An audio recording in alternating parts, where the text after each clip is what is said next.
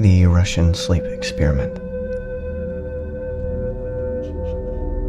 Russian researchers in the late 1940s kept 5 people awake for 15 days using an experimental gas-based stimulant. They were kept in a sealed environment to carefully monitor their oxygen intake so the gas didn't kill them, since it was toxic in high concentrations. This was before closed-circuit cameras, so they had only microphones and 5-inch thick glass porthole-sized windows into the chamber to monitor them. The chamber was stocked with books, cots to sleep on but no bedding, running water and toilet, and enough dried food to last all 5 for over a month. The test subjects were political prisoners, deemed enemies of the state during World War II. Everything was fine for the first 5 days. The subjects hardly complained, having been promised falsely that they would be freed if they submitted to the test and did not sleep for 30 days. Their conversations and activities were monitored, and it was noted that they continued to talk about increasingly traumatic incidents in their past, and the general tone of their conversations took on a darker aspect after the 4-day mark. After 5 days, they started to complain about the circumstances and events that led them to where they were and started to demonstrate severe paranoia. They stopped talking to each other and began alternately whispering to the microphones in one-way mirrored portholes. Oddly, they seemed to think that they could win the trust of the experimenters by turning over their comrades, the other subjects, in captivity with them. At first, the researchers suspected this was an effect of the gas itself.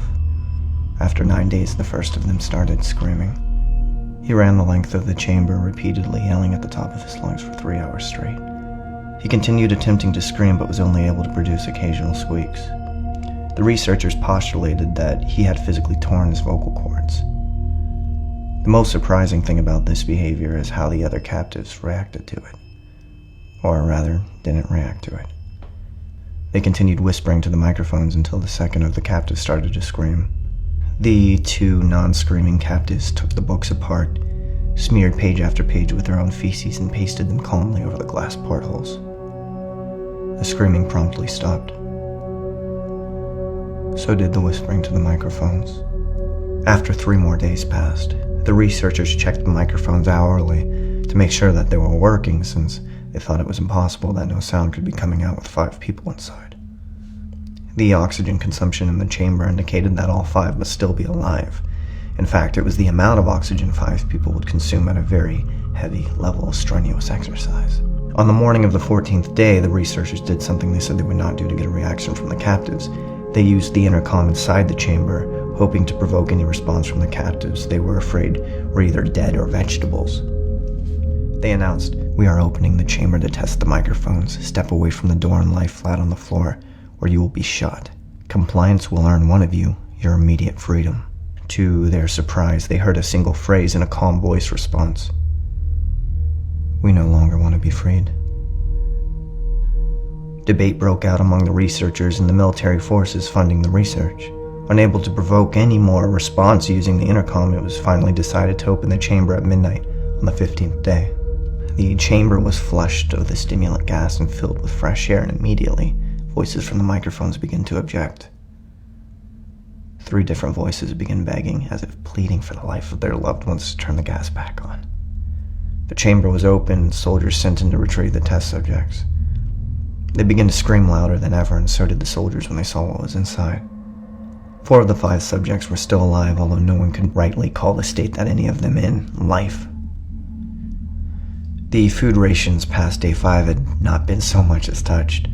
There were chunks of meat from the dead test subjects' thighs and chests stuffed into the drain in the center of the chamber, blocking the drain and allowing 4 inches of water to accumulate on the floor. Precisely how much of the water on the floor was actually blood was never determined. All 4 surviving test subjects also had large portions of muscle and skin torn away from their bodies. The destruction of flesh and exposed bone on their fingertips indicated that the wounds were inflicted by hand, not with teeth as researchers had initially thought.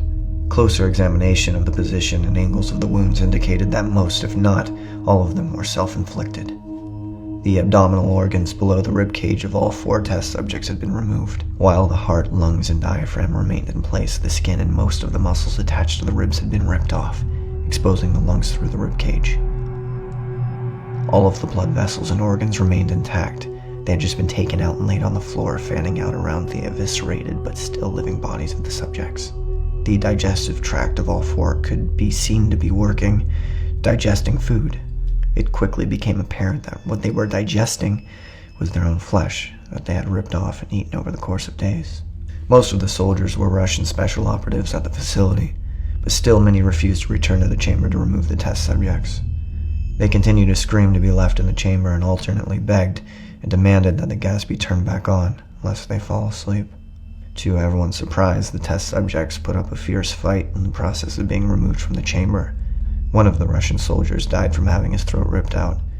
Another was gravely injured by having his testicles ripped off and an artery in his leg severed by one of the subject's teeth. Another 5 of the soldiers lost their lives if you count the ones that committed suicide in the weeks following the event. In the struggle, one of the 4 living subjects had his spleen ruptured, and he bled out almost immediately. The medical researchers attempted to sedate him, but this proved impossible. He was injected with more than 10 times the human dose of a morphine derivative and still fought like a cornered animal, breaking the ribs and arm of one doctor. His heart was seen to beat for a full 2 minutes before he had bled out, to the point that there was no more air in his vascular system than blood. Even after it stopped, he continued to scream and flail for another 3 minutes, struggling to attack anyone in reach and just repeating the word "more" over and over, weaker and weaker, until he finally fell silent. The surviving 3 test subjects were heavily restrained and moved to a medical facility, the 2 with intact vocal cords continuously begging for the gas, demanding to be kept awake. The most injured of the 3 was taken to the only surgical operating room that the facility had.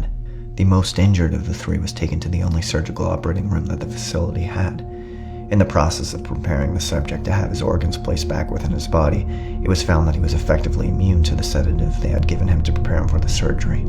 He fought furiously against the restraints when the anesthetic gases brought to put him under. He managed to tear most of his way through a 4-inch wide leather strap on one wrist, even though the weight of a 200-pound soldier was holding that wrist as well. It took only a little more anesthetic than normal to put him under, and the instant his eyelids fluttered and closed, his heart stopped. In the autopsy of the test subject that died on the operating table, it was found that his blood had tripled the normal level of oxygen. His muscles that were still attached to his skeleton were badly torn and had broken 9 bones in his struggle not to be subdued. Most of them were from the force his own muscles had exerted on them. The second survivor had been the first of the group of 5 to start screaming. His vocal cords destroyed, he was unable to beg or object to surgery, and he only reacted by shaking his head violently in disapproval when the anesthetic gas was brought near him. He shook his head yes when someone suggested reluctantly that they try the surgery without anesthetic, and did not react for the entire 6-hour procedure of replacing his abdominal organs and attempting to cover them with that remained of his skin.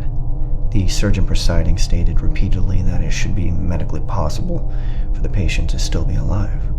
One terrified nurse assisting the surgery stated that she had seen the patient's mouth curl into a smile several times whenever his eyes met hers. When the surgery ended, the subject looked at the surgeon and began to wheeze loudly, attempting to talk while struggling. Assuming this must be something of drastic importance, the surgeon had a pen and pad fetched so the patient could write his message.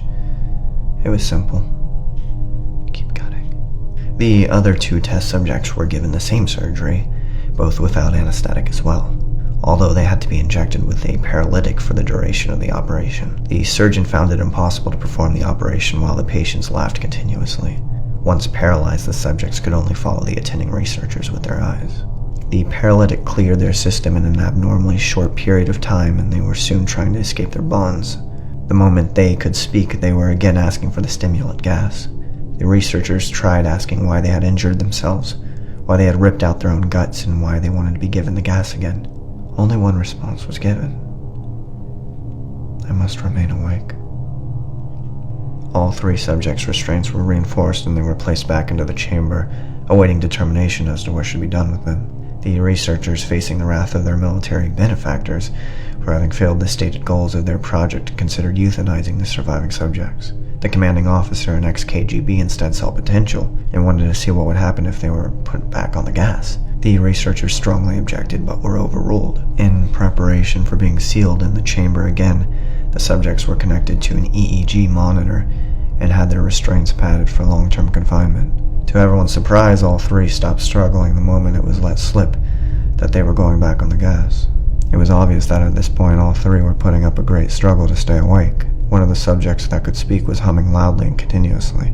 The mute subject was straining his legs against the leather bonds with all his might. First left, then right, then left again for something to focus on.